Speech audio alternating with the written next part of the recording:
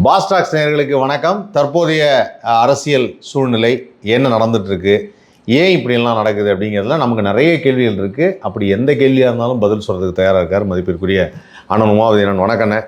வணக்கம். எப்படி இருக்கீங்கண்ணே? நல்லா இருக்கேன். ஓகேண்ணே. ஆனால் இப்போ இருக்கக்கூடிய அந்த சூழ்நிலைலாம் பார்க்கும்போது நிறைய மனசில் ஏன் இப்படி பண்ணுறாங்க அப்படின்னு தோணுது. ஒரு சின்ன ஒரு இது என்னென்னா, இந்த கோயம்புத்தூரில் நடந்த அந்த சம்பவம் இப்போ எல்லாத்துக்குமே தெரியும்.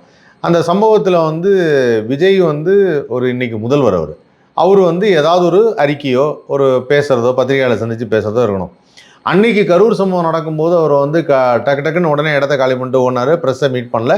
ஏன்னா அன்றைக்கி ஒரு பயம் இருந்தது. அன்றைக்கி ஒரு தனி மனிதன், ஒரு நடிகன் மட்டுமே நமக்கு ஏதாவது யாராவது பிரச்சனை உண்டு பண்ணிவிடுவாங்களோ. இன்றைக்கி என்ன இது, இன்றைக்கி ஏன் இப்படி ஓடுறாப்புல? நீங்கள் கார் வச்சுருக்கீங்கல்ல? வச்சுருக்கேன். நேராக காலையில் ஒரு 10-10:30 மணிக்கு வண்டி நல்லா தொடச்சி கழுவிண்டு நேராக எடுத்துகிட்டு பீச் ரோடு வழியாக போனீங்க அப்படின்னா செக்ரட்டரியேட் தலைமைச் செயலகம். ஆமாம், ஓகே. அது தெரியும். அதுக்கு எய்த்தாப்பில் பார்க்கிங் இருக்கும். சரி. அங்கே போட்டுட்டு அதை நீங்கள் தாவேக தொண்டர்கள் கேட்டாலே சொல்லுவேன். அவங்களுக்கு ஃபுல்லாக தெரியும். விஜய் ரூம் வரைக்கும் தெரியும், எங்கே பாத்ரூம் இருக்குன்ற வரைக்கும். அப்படியே வண்டி பார்க்கிங் பண்ணிவிட்டு நேராக போனீங்க அப்படின்னா எப்படியாவது மத்தியானம் சாப்பாடு அவர் அங்கேயே கொண்டு வந்துடுறாரு. சரி. வெளியில் வர மாட்டார். ஒன்று கொஞ்சம் சீக்கிரம் போயிட்டீங்கன்னா வர்றப்ப பிடிச்சிடலாம். இல்லை ஒரு நல்லா தூங்கி எழுந்திரிச்சு சாப்பிட்டு விட்டு ஒரு 4 மணி அந்த டைம் கிளம்புனீங்கன்னா கரெக்டாக இருக்கும், ரீச் ஆகிறாரு. அப்போ வெளியே வருவார். அந்த டைமில் நீங்கள் அவர்கிட்ட கேட்டிங்கன்னா இதற்கான விடை தெளிவாக கிடைக்கும் அப்படின்றது தான் என்னுடைய கருத்து. இதுக்கு மேலே நான் என்ன சொல்ல முடியும்?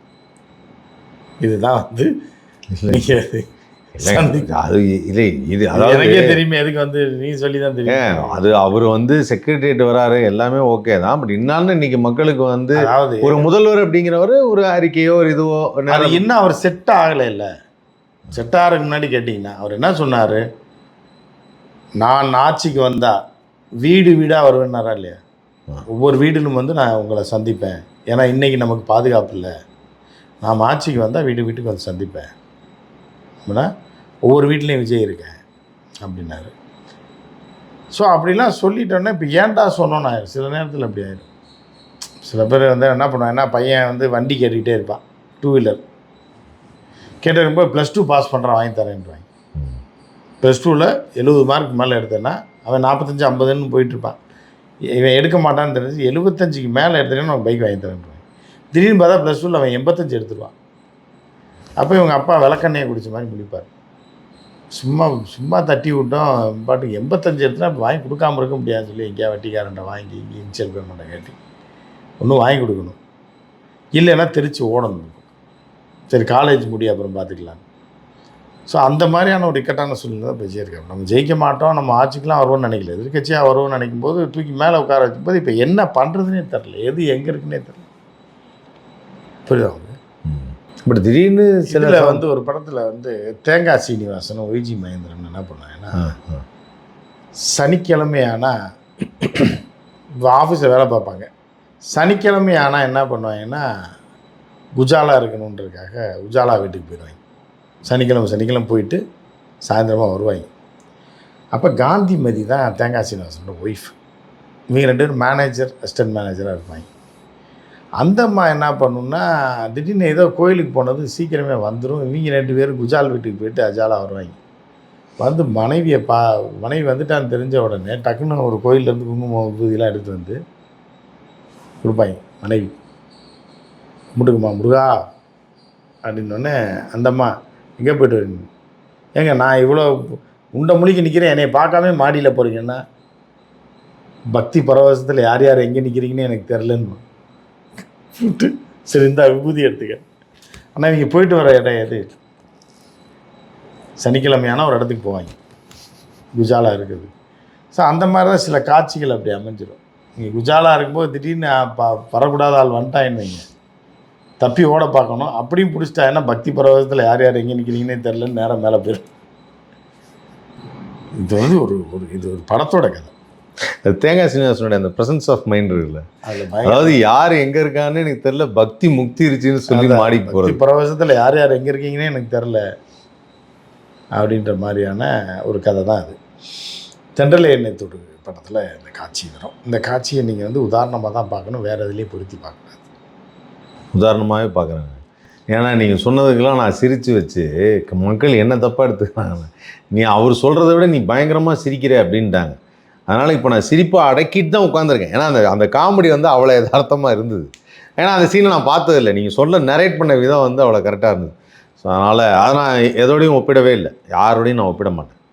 ஆனால் இருந்தாலும் வந்து சமயத்தில் இவர் வந்து என்ன சொல்கிறதுனா, விஜய் அவர்கள் இப்போ அந்த அமைச்சரவையெல்லாம் இது பண்ணாங்கல்ல, அமைச்சரவை பண்ணும்போது கூட்டணி கட்சிகளுக்கும் அமைச்சரவை அப்படின்னு சொல்லும்போது பயங்கரமாக பேசினாங்க. அதாவது ராஜாஜிக்கு பிறகு அப்படின்னு. ஆனால் அந்த சமயத்தில் அப்போ கூட்டணி ஆட்சி வந்தது, அதுக்கப்புறம் இப்போ தான் வந்திருக்கு.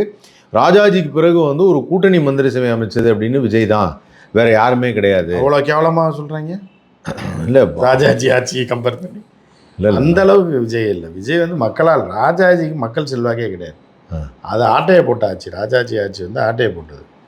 அவன்கிட்ட பொறுக்கி போட்டு அவனை கூட்டணி போட்டு களைச்சி விட்டு துரத்தி விட்டாங்க. ராஜாஜி அரசியல் விட்டு அனுப்பி விட்டாங்க. விஜய் வந்து ஏதோ ஒரு குறிப்பிட்ட தொகுதி மக்கள் போட்டு தான் ஜெயிச்சிருக்காங்க. அந்த அளவுக்கு கேவலமாக கிடையாது. ராஜாஜி ஆட்சி அளவுக்கு கேவலம் கிடையாது. அப்போ ஏன் நியூஸ் சேனல் அப்படி போய் கம்பேர் பண்ணாங்க? நியூஸ் சேனல்னா அவங்க எல்லாமே அந்த கும்பலை சேர்ந்தவங்க தான் நிறைய பேர் இருப்பாங்க. அவங்க வந்து அவரை இன்னும் மூதறிஞர்னு சொல்லிட்டு இருப்பாங்க. புரியுதா? நம்ம அவரை சொல்லலை, சில மூதேவிகளை கூட அந்த மாதிரி சொல்கிறதுக்கு வாய்ப்பு இருக்குது. நம்ம அவரை சொல்கிறோன்னு நினச்சிடாங்க ராஜாஜியை. சில மூதேவியோட மூதறிஞர்னு சொல்லுவாங்க. கடந்த காலத்தில் மூதேவி அறிஞரை கூட அந்த மாதிரி சொல்லுவாங்க. நம்ம ராஜாஜியை சொல்லலை.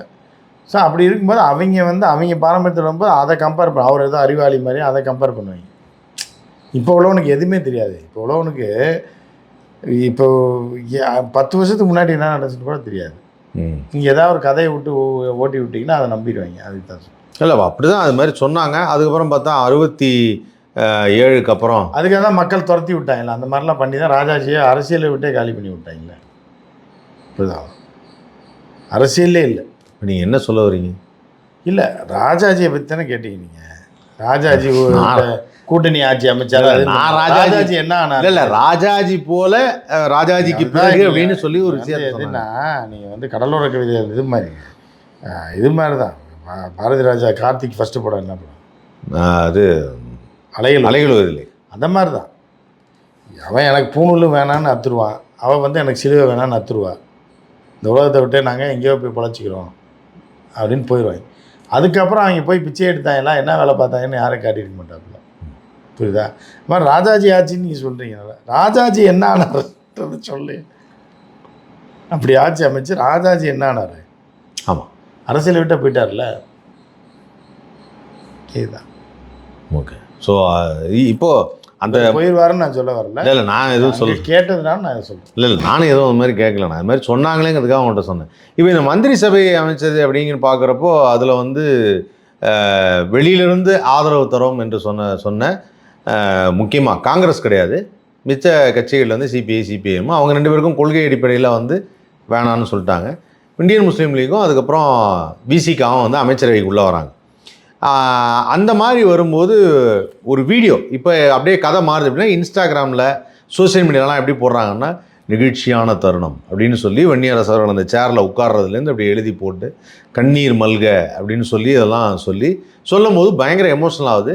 எல்லாருக்குமே மனசுக்குள்ளே ஒரு கேள்வி வந்துருச்சு, என்னன்னா எனக்கு எதுவும் எமோஷன் வரல. எமோஷன் எல்லாரும் எமோஷன் ஆகினா மனசுக்குள்ளே ஒரு கேள்வி வருது எல்லாத்துக்கும்.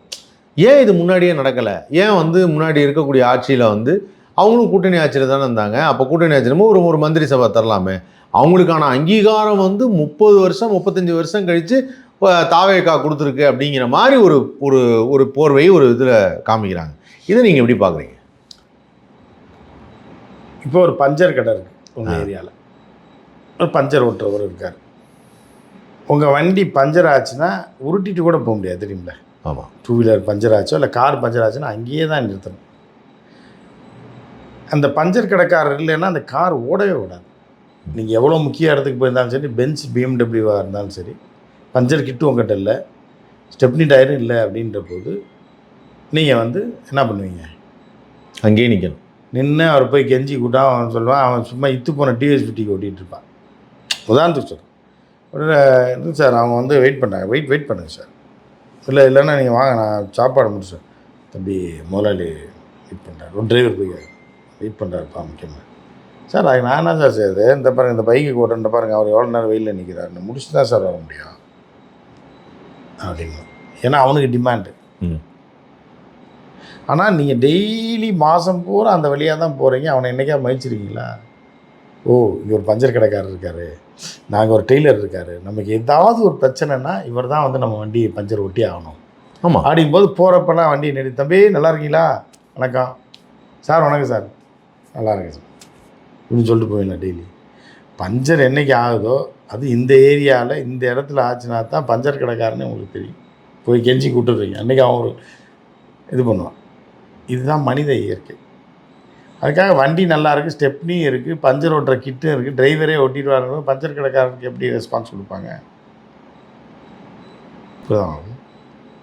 அந்த மாதிரி தான் எல்லாமே இருக்கும்போது ஏன் பஞ்சர் கடையை போய் நீங்கள் அத்தியாவசிய தேவை. ஆமாம், இல்லை, அது செருப்பு அந்து போனால் தான் செருப்பு தைக்கிறவரை தேடுவீங்க. உதாரணத்துக்கு ஒரு பட்டன் அந்து போனால் தான் டெய்லரை தேடுவீங்க. ஒரு வாட்ச் ரிப்பேர் ஆனால் தான் வாட்ச் கடைக்காரரை தேடுவீங்க. இல்லை வாட்ச் கடை பக்கத்தில் தான் இருந்துட்டு தான் இருக்கும். அவர் வணக்கம் சொல்லிட்டா போவீங்க டெய்லி. இப்போதான். ஸோ அந்த மாதிரி தான் வந்து இதெல்லாம் வந்து என்னென்னா டிமாண்ட், சப்ளை அண்ட் டிமாண்ட் தான். இப்போ இன்றைக்கி வேல்யூ இருக்குது. அன்றைக்கி வந்து தனி மெஜாரிட்டியில் திமுக ஆட்சியில் இருக்கும்போது அவங்க ஏன் கொடுக்கணுன்னு இருப்பாங்க, இவங்களும் கேட்க மாட்டாங்க, அவங்க ஆட்சிங்க நம்ம கூட இருக்கோம் அப்படின்னு. இப்போ வந்து இவங்க இல்லைன்னா அவங்க இல்லை. பஞ்சர் ஓட்டலைன்னா வண்டி, அது பென்ஸாக இருந்தாலும் பிஎம்டபிள்யூவாக இருந்தாலும் கிளம்பாது, ரோல்ஸ் ராய்ஸாக கூட இருக்கட்டுமே. அப்போ தேவைன்றப்ப அவரை கூப்பிட்டு வந்து அவருக்கு இது கொடுக்குறது பொதுவாக. நம்ம யாரையும் பஞ்சர் கடைக்காரனோ இதுக்காரக்காரனோ சொல்லலை, உதாரணத்துக்கு தான் நான் சொல்கிறேன். இப்போ வேல்யூ இருக்கிறதுனால ஸோ அது அப்படியே மாறுது. இது வந்து தொடருமா? அதாவது அடுத்து இன்னொருத்தவங்க ஆட்சிக்கு வந்தாலுமே கூட்டணி மந்திரி சபைன்னு சொல்லிட்டு, அதாவது மெஜாரிட்டி இருந்தாலுமே பண்ணுவாங்களா? ஏன்னா இப்போ மக்கள் அந்த மாதிரி ஒன்று கேட்க ஆரம்பிச்சாங்க, ஏன் உங்களுக்கெல்லாம் கொடுத்தா என்ன? அதை தான் சொல்கிறேன்ல, பஞ்சரை டிமாண்டை பொறுத்தா இருக்குது. அடுத்த டைமும் இதே மாதிரி இருந்து கூப்பிடுவாரான்னு சொல்ல முடியாதுல்ல. அதே தாவேக்கா வந்து போயிடலாம். இல்லைன்னா டிரைவரை மண்டையில் கோட்டி லூசு பாயில் ஸ்டெப்னி இல்லாமல் எப்படா நீ வண்டியை வச்சுட்டு இருந்தேன், அதெல்லாம் பார்க்க மாட்டேன், நீ பஞ்சர் ஓட்ட தெரியாதா அப்படின்னு வேலையை விட்டு தூக்கிட்டு புது டிரைவர் போடுறாங்க அப்படின்னு வச்சு அவர் ஒரே செகண்டாக அந்த ஹோலில் போட்டு அப்படி இழுத்துறாரு. கவலைப்படாங்க சார், நம்ம யார்ட்டையும் போய் நிற்க வேண்டியது இல்லைன்ட்டாருன்னா அடுத்து பஞ்சர் கிடைக்க வர மாட்டாங்கல்ல. ஆமாம். இல்லை இப்படியே இருந்தால் இன்னும் திருப்பி இன்னொரு நாளையே அந்த பஞ்சர் கடைக்கு போக வேண்டியது இருக்கும். ஸோ இது வந்து மனிதாபிமானம் உள்ள செயல்லாம் சொல்ல முடியாது. இன்றைக்கி தேவை இருந்தது என்னங்க மனித ஆட்சி அமைக்கிறவனுக்கு உதவி செய்கிறது என்ன மனிதாபிமானம்? இதில் என்ன மனிதாபிமானம் வேண்டி இருக்கு? ஆனால் இப்போ ப்ரமோட் பண்ணுறது அப்படி தானே சோசியல் மீடியாவில் எல்லாரும் சொல்கிறாங்க, இப்படி ஒரு மனிதரா அப்படின்னு. யார் எப்படி ஒரு மனிதர்? விஜய் எப்படி ஒரு மனிதரானா இப்படி வந்து கூட்டணி கட்சிகளுக்கு மந்திரி செய்ய கொடுத்து அழகு இல்லைன்னா அவர் புரியுது அவங்களுக்கு. இப்போது நீங்கள் சொல்கிறது ஃபேக்டாக ஒரு விஷயம் சொல்கிறீங்களே, இப்போ நீங்கள் சொல்கிறத நான் புரிஞ்சுக்கிறேன். டெய்லரை துரத்தி விட்டேன்னா கிழிஞ்சு போன ட்ரௌசரை தைக்கிறது யார்? டெய்லருக்கு ஒரு மரியாதை கொடுக்குறீங்க. ஏன்னா ட்ரௌசரில் குண்டி பக்கமாக கிழிஞ்சிருக்கு, அதனால நீங்கள் டெய்லருக்கு மரியாதை கொடுக்குறீங்க. புரியுதா அவங்களுக்கு? இப்போ ஸ்கூல்லலாம் அந்த காலத்தில் ஏழைகள் இப்போ மாணவர்கள் நம்ம சின்ன வயசில் இருக்கும்போதெல்லாம் உட்காந்து தேய்ச்சி இங்கே திட்டு போயிருக்கு, ட்ரௌசரை ஓட்டையை கிழிச்சு விட்றாங்க தெரியுமா பசங்கள். இப்போ ஓட்டை இருக்குன்ற போது தான் டெய்லரை நீங்கள் தேடுவீங்க. புரியுதா? இல்லைன்னா சும்மா டெய்லரை மதிப்பீங்களா நீங்கள்? இவர் மனிதாபம் பார்த்து டெய்லரை கட்டி பிடிச்சி கூப்பிட்டு வர்றாருன்னா இவர் ட்ரௌசர் கிழிஞ்சிருக்குனாரு, பின்னாடி ஒட்டு போட்டு தைக்கணும், அதுக்கு டெய்லரை பிடிச்சிட்டு வர்றாரு. அது இப்போ டெய்லர் சைடில் உள்ள இதை போட்டிங்கன்னு வைங்க, இது சோசியல் மீடியா போட்டிங்கன்னா இவரோட மனிதாபிமானம் எப்படி? அவர் விஜய் வந்து இந்த மாதிரி இந்த கிழிஞ்ச ட்ரௌசரை போட்டுருக்காருன்றக்காக இவர் போய் தச்சு அவரை வாழ வச்சாரா இல்லையா அப்படின்னு போடுவாங்க. இவங்க வந்து டெய்லர் மேலே எவ்வளோ மரியாதை கொடுக்குறாரு, இது வரைக்கும் யாராவது கொடுத்துருக்காங்களா? மாற்றி சொல்லிச்சுக்கிற வேண்டியதான். மக்கள் வந்து பார்ப்பாங்க, டேய் என்னடா சொல்கிறீங்க, நீ என்ன சொல்கிற, நீ இப்படி தான் நினைப்பாங்க. புரியுதா? இதில் வந்து மெயின் கேரக்டர் வந்து அண்ணன் திருமாவளவன் தான். அவரோட அந்த 2 எம்எல்ஏ இல்லைன்னா காலி. நீங்கள் ஆலன் சோலி தன்னை வந்து ஸ்ட்ராங் ஆலன் சோலி பேண்ட்டை போய் லண்டனில் வாங்கிட்டு வந்து போட்டால் கூட 2 இன்ச்சு கூட இருந்ததுன்னா பேண்ட்டு கலண்டு விழுந்துடும். பெல்ட் வேணும். இப்படிதான் அவங்களுக்கு எதுக்கு பெல்ட்டு போடுறாங்க? அழகுக்கு ஒரு இது பேண்ட்டு கலண்டு விழுந்துடாமல் இருக்கிறது. நீங்கள் கோட் ஷூட் எது வேணாலும் போடலாம். உங்கள் ஹிப்பு வந்து 32 சைஸுக்கு 34 பேண்ட் வந்துருச்சு, அவசரத்துக்கு மாட்டிட்டீங்க, என்ன பண்ணுறது? நீ காரை விட்டு இறங்கும் போதே எவனா வந்து பேண்ட்டை மீச்சிட்டான்னு வைங்க, சரட்டுன்னு. புரியுதா உங்களுக்கு? இதெல்லாம் தெரிஞ்சுங்க, தெரிஞ்சு நீங்கள் பேசுங்க. அதனால் இதில் வந்து என்னென்னா திருமாவளவன் தான் முக்கியம். இவர் கொடுக்கல, இவர் தான் அவர் கொடுத்துரு. காந்தி சொன்ன மாதிரி கஸ்டமர் தான் நமக்கு சோறு போடுறான், அவன் தான் கடவுள், நீ அவனுக்கு கடவுள் இல்லை, நீ அவனுக்கு ரிவர்ஸ். கரெக்ட். ஏன்னா இப்போ சிபிஐமும் இல்லை எனக்கு ஆதரவெல்லாம் வேணாங்கன்னு வெளில போகிறதுக்கு வாய்ப்பும் இருக்குது. ஏன்னா அவங்க வந்து எதுவும் மந்திரி சபையிலலாம் எதுவும் இல்லை. இவர் தன்னுடைய கட்சியை ஸ்ட்ராங் படுத்திக்கிறதுக்காக ஒரு விஷயத்தை தான் இங்கே செஞ்சுருக்காப்புல. இல்லை நம்ம ஒன்றும் சொல்ல முடியாது.